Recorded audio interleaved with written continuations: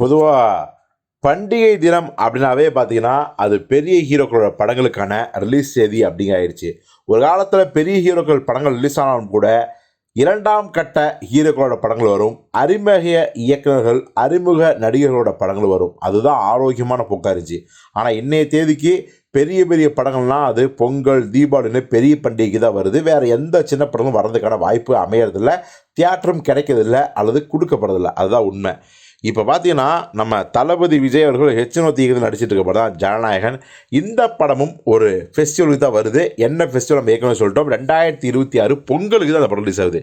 இப்போது பொங்கலுக்கு ரிலீஸ் ஆகிறதால அந்த படத்துக்கான வசூல் வேட்டை மிகப்பெரிய அளவில் இருக்குங்கிறாங்க. ஏன்னா தொடர்ந்து பொங்கலுக்கு முன்பும் சரி பின்பும் சரி ஹாலிடேஸ் இருந்துக்கிட்டே இருக்குது.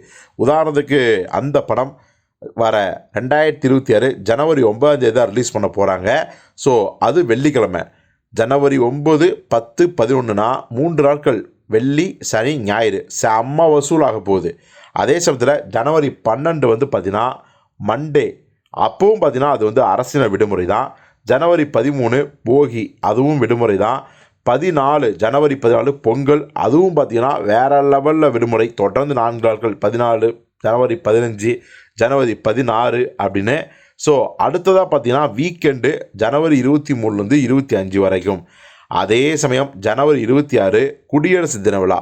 ஸோ தொடர்ந்து பாருங்கள், அந்த படத்தோட ரிலீஸ் தேதியை வந்து ஜனவரி 9ன்னு வச்சா எத்தனை நாட்கள் அந்த படத்துக்கான கூட்டம் வரும். இத்தனைக்கும் விஜய் அவர்கள் தன்னுடைய கடைசி படம் அப்படின்னு அறிவிச்சார், அரசியல் படம் வேறு. ஸோ மிகப்பெரிய வசூலை இந்த படம் குவிக்க போகுதுங்கிறது இப்போவே கிளியராக தெரியுது.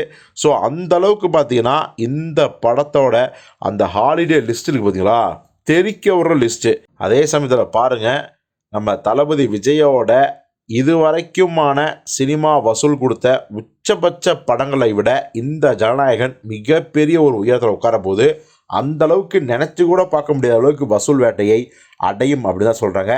என்ன நடக்க போகுது அப்படிங்கிறத பொறுத்திருந்து பார்ப்போம்.